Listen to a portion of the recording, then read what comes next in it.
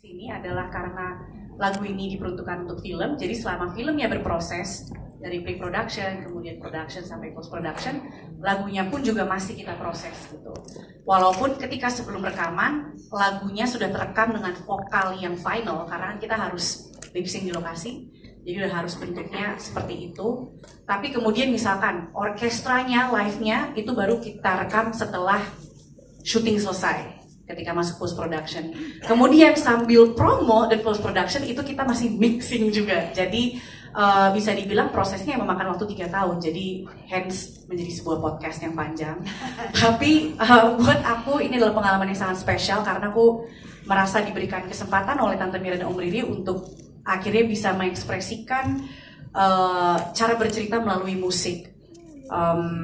Dan dari naskahnya tersendiri itu sudah memberikan kanvas yang sangat beragam untuk musik yang sangat beragam dan bisa dieksplor. Kita ada setting di Kalimantan, itu sangat menyenangkan untuk dieksplor. Kita bisa eksplor instrumen tradisionalnya seperti sape dan suling yang bisa didengar bukan hanya di lagu Sayu ya, tapi juga ada di film scoringnya. Kemudian kita ada sedikit main-main ke Spanyol yang dinyanyikan dengan indah oleh Isyana dan Chandra.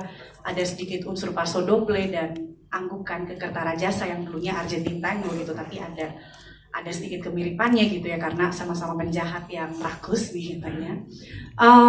Jadi aku merasa selama proses pembuatan musik ini aku diberkahi oleh berbagai macam materi yang sangat bisa menginspirasi aku untuk menulis. Dan terlebih lagi film pertamanya lagu-lagunya sangat ikonik, karya Om Elva Soshoria dengan Tante Mira Lesmana, dan itu menjadi acuan dan awal yang bisa membuat aku pada akhirnya jadi terinspirasi juga untuk bercerita di film Petualangan Syahna kedua. Ada benang merahnya, ada yang kita balik sedikit, ada lagu yang baru juga gitu ya kayak Sayu. Tapi pokoknya ini bisa ada proses ini karena building blocks seperti karya Om Elva, kemudian naskah yang sangat kaya.